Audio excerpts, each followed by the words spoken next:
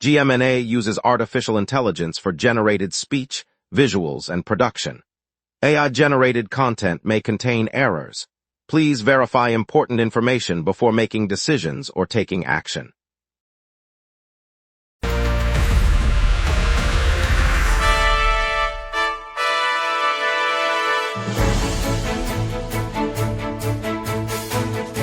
Live from the GMNA News Center, this is the Lunch Break News Hour.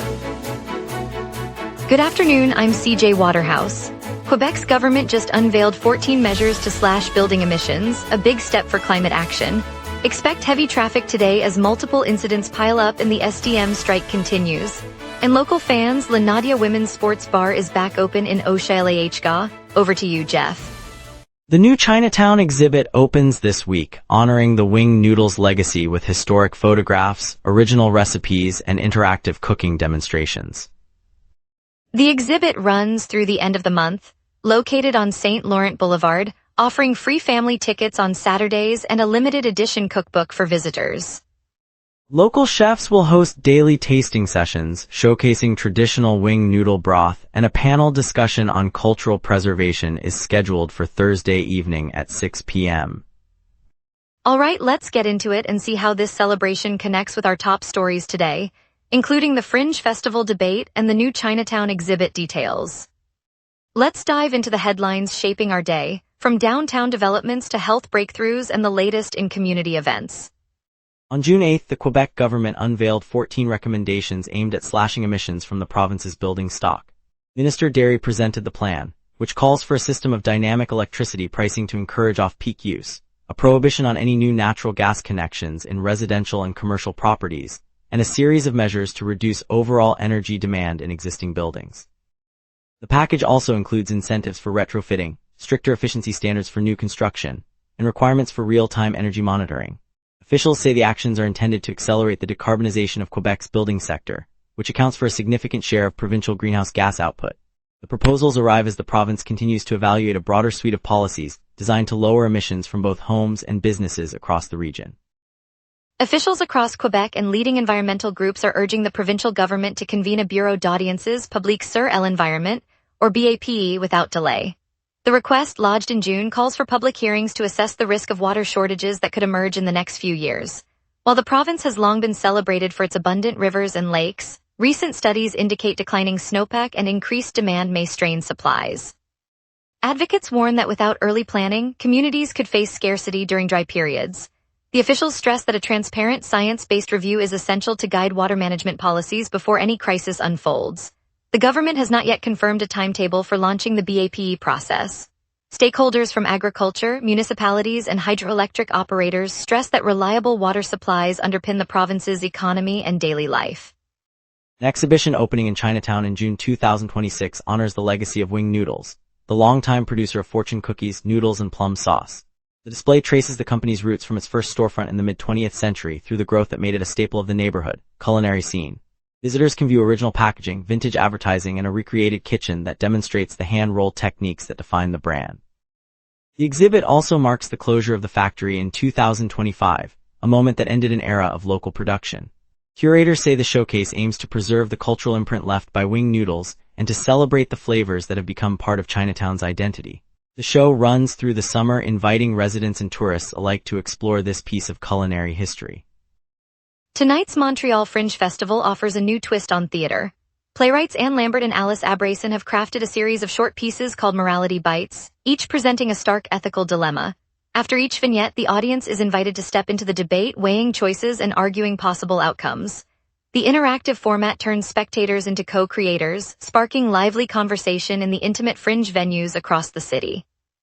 Organizers say the experiment aims to surface everyday moral questions and encourage honest dialogue among diverse viewers.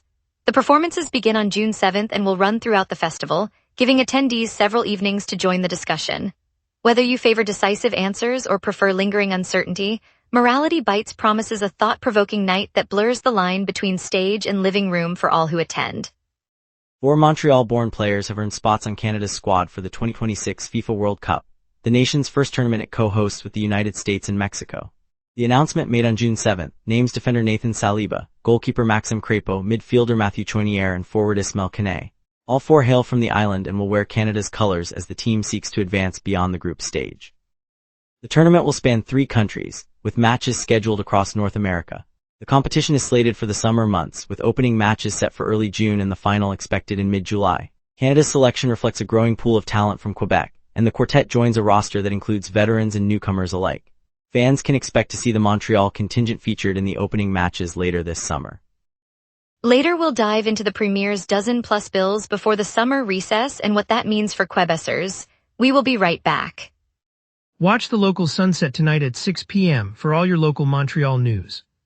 Welcome back. I'm glad you stayed with us. Let's jump into the local stories with Jeff Laflamme. We've got plenty to cover today. Quebec Premier Christine Freichet announced on June 8 that the government will fast-track more than a dozen pending bills before the National Assembly enters its summer recess. The accelerated schedule targets legislation considered high stakes, including reforms to the province's constitutional framework, new regulations on energy drink sales, and a redrawing of electoral districts. Officials said moving these measures forward now avoids having to revisit them after the adjournment. The Premier's directive follows a broader push to clear the legislative docket before the break, ensuring that the proposals can be debated and voted on without the interruption of summer. Lawmakers are expected to convene intensively over the next few days to advance the package, with the final vote slated for the week preceding the recess. With the chamber scheduled to close on June 21st, legislators have a narrow window to scrutinize each proposal before the recess begins. The province's decision to scrap the gasoline price floor a year ago has not delivered the lower pump prices officials promised. In mid-2025, the Quebec government lifted the minimum price rule that had kept gasoline at a set minimum across the province. Regulators expected a noticeable drop by this summer, yet surveys show average prices remain roughly at the same level as before the change.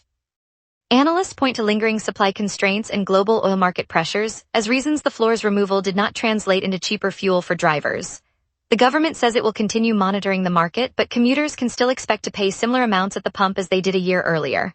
For families budgeting their weekly expenses, the unchanged price means fuel remains a significant line item, comparable to last year's spending. On June 7, a 60-year-old pedestrian was seriously injured after a vehicle struck him at a busy intersection in the Rosemont and La Petite Patrie borough. Emergency services responded quickly, providing on-scene care before transporting the victim to a nearby hospital for treatment of multiple serious injuries. Police officers secured the area and closed the street for several hours while they collected evidence and spoke with witnesses. The driver stayed at the scene and was taken into custody for questioning, though officials have not yet announced any charges. Traffic resumed late in the afternoon, and motorists were reminded to remain vigilant, particularly in neighborhoods with heavy foot traffic. The victim remains hospitalized in serious condition as authorities continue their investigation into the circumstances of the crash. Investigators are still gathering information to determine the factors that led to the collision. An enthusiastic 5th grader from the South Shore has turned World Cup excitement into a tabletop adventure. On June 7th, the 11-year-old unveiled a soccer-themed board game he designed himself, complete with miniature fields, player cards, and dice that mimic the flow of a match.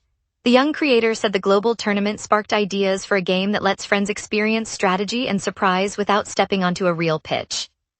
Local families have already gathered around the colorful board, testing tactics and celebrating each goal.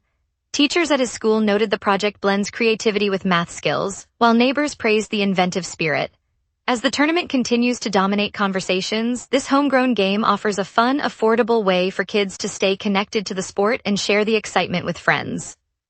2 vehicles were deliberately set ablaze early on June 7th in the Rivière-des-Prairies district. Police from the Service de Police de la Ville de Montreal responded, determined the fire was intentional and found no injuries. The suspect S fled before officers arrived. The SBVM opened a criminal arson investigation, reviewing nearby surveillance footage to identify those responsible. Residents were asked to avoid the immediate area while investigators secured evidence. The case adds to a recent string of property-related crimes, prompting heightened vigilance among local businesses and homeowners. Detectives from the arson unit were assigned to the case, and forensic teams examined the remains for accelerants. The blaze consumed both vehicles within minutes, leaving a blackened roadway and a lingering odor of gasoline. Authorities reminded the public that arson carries severe penalties under provincial law. Now let's get a quick look at your afternoon forecast with our meteorologist, Jean. Let's step into today's weather, where sunshine and a gentle breeze shape our midday plans. On this day in Montreal history, the scorching record high reached 29.9 degrees Celsius back in 2021, a brief burst during an early summer heat wave that left the streets glistening. The chilly counterpart fell to 8.7 degrees Celsius in 2016, when an unexpected cold snap pushed temperatures well below the norm. By comparison, our climate normals for early June hover around 23 degrees for the high and 15 degrees for the low, making today's milder range feel quite typical. Right now at noon, we're feeling 19 degrees Celsius under partly cloudy skies, with humidity sitting at 76% and a gentle 4-kilometer-per-hour breeze from the west. The temperature will climb to 21 degrees overcast by the hour, then rise to a comfortable 24 degrees as the afternoon warms and clouds break for a partly cloudy feel around 3. By early evening, the sky clears, dropping to 22 degrees and offering a crisp, clear night. The ultraviolet index is 8, so a hat and sunscreen are wise if you'll be outdoors. There are no weather alerts in effect. Let's now glance ahead to the 5-day outlook. Looking ahead, tomorrow brings an overcast Tuesday with a high of 26 degrees and a low of 14, keeping the day comfortably cool. Wednesday steps up to 27 degrees at its peak, but feels milder in the evening at 19, and the clouds bring a 65% chance of rain, so a light jacket and umbrella may be handy. Thursday holds steady with 26 degrees high and 20 low, and a 30% rain chance gives a chance of brief showers.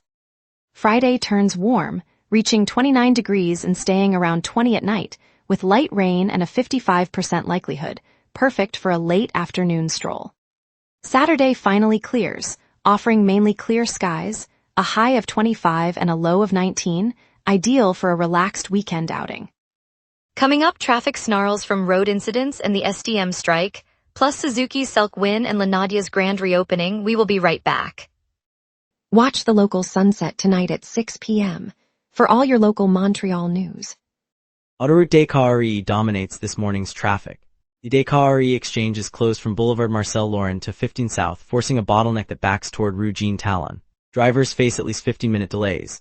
The second major blockage runs between the des Carrés interchange and Rue Jean Talon, and a third stretches from Rue Jean Talon to Chemin de la Côte Saint-Luc. All three report stopped traffic. Minor slowdowns persist between Rue Sharbrook and Chemin de la Côte Saint-Luc on des Carrés, and on Autoroute Métropolitaine at Boulevard Lacordaire. Those pockets move at reduced speed but remain passable. The SDM strike continues to curtail bus and metro service. Several routes run on reduced frequency, and the green and orange lines follow a skeleton schedule. Riders should expect longer waits in crowded cars where service remains. Roads east of the island remain clear for now, but the same bottlenecks will likely reappear as the afternoon rush builds. There are no verified listings available for today. And now here's Jason with sports. Hockey headlines heat up as awards, playoffs and farewells shape Montreal's season. On Friday, CBC Sports reported that Montreal Canadiens captain Nick Suzuki captured the Frank J. Selk Trophy for defensive excellence, while teammate Cole Caulfield earned the Lady Byng Trophy for sportsmanship. The awards underscore the Habs' individual talent amid a strong season. On Tuesday, CBC Sports noted that Logan Stankoven propelled the Carolina Hurricanes past the Montreal Canadiens in Game 5 of the Eastern Conference Final, netting one of 3 first-period goals. His contribution helped the Hurricanes advance toward the Stanley Cup Final. On Monday, CBC Sports reported that veteran forward Brendan Gallagher, the longest-serving Montreal Canadian, announced he will move on from the franchise he has known his entire career. The emotional farewell signals the end of an era for the Habs. Lenadia, the women's sports bar tucked in the heart of OshalaHga, is back open after a brief shutdown. The venue, celebrated for its women-focused concept and lively community events, is reopening its doors with a fresh lineup of local game nights, live music, and a menu that spotlights Quebec-grown craft beers. Owner Aisha Boushar says the space will once again serve as a safe, inclusive hub where fans can cheer together and neighbors can gather after work. Patrons can already feel the buzz as the first game screens flicker back to life. This revival not only energizes OshalaHga's nightlife, it reinforces Montreal's reputation for bold, community-driven hospitality. Lenadia reminds us that a city thrives when every voice finds its own cheering crowd. Stay tuned for a heartwarming look at the Wing Noodles legacy being celebrated in a brand new Chinatown exhibit. We'll be right back. Coming up tonight at 6, the local sunset. Your neighborhood, your city, your news. From City Hall decisions to the stories happening right on your street, we cover what matters most to Montrealers. Join us tonight at 6 p.m. on GMna for the local sunset, Montreal's evening newscast. First Fridays have returned to Montreal's Olympic Park, offering a free 2-day festival each month through September 5, with food trucks, live music, and family activities lighting up the historic stadium grounds. Visitors can sample local flavors, enjoy performances by emerging Quebec artists, and join interactive workshops. Carl Dumont is there. Carl Dumont. Thanks CJ Waterhouse. I'm standing on the concrete promenade of Olympic Stadium, the summer sun glinting off the glass facade while the scent of sizzling kebabs mingles with fresh-cut fruit from a nearby cart. Around me, a rainbow of food trucks lines the curb: taco trucks, a Korean barbecue stall, a classic poutine stand, each humming with the clatter of grills and the chatter of hungry Montrealians. A local indie band strums on a raised platform, the upbeat rhythm spilling into the open-air courtyard where families spread blankets and teenagers tap their feet. The free 2-day First Fridays event kicks off tonight, promising fresh flavors from around the world and hands-on activities for kids, and it will repeat monthly through September 5. It's more than a food crawl, it's a place where neighbors become friends over shared plates.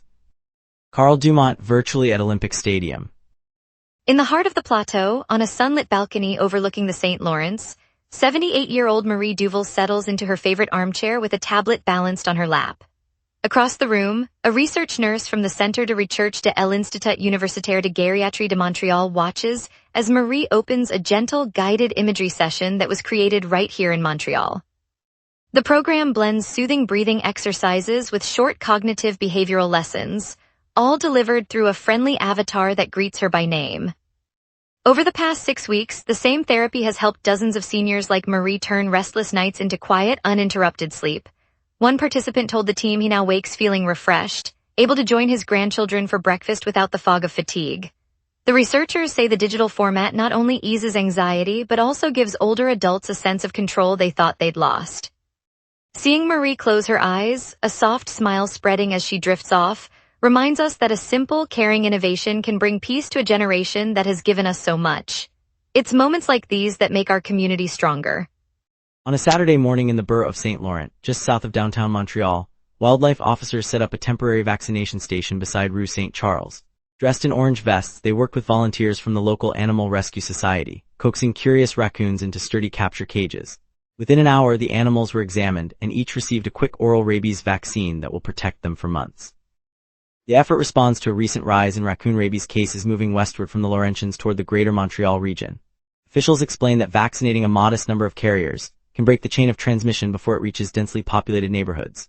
The operation also includes a public education kiosk where parents can pick up pamphlets and ask questions, a small gesture that has already eased the worries of families watching their children play in the park. By sunset, a dozen raccoons had been safely vaccinated, and the community felt a quiet reassurance that the threat is being contained. It's a reminder that proactive steps, however modest, can keep our neighborhoods safe. Thank you, Montreal, for joining us on the lunch break. Tonight's highlight was seeing 4 of our own named to Canada's 2026 World Cup squad, a proud moment for the city. We appreciate your viewership and look forward to bringing you more stories tomorrow. See you then.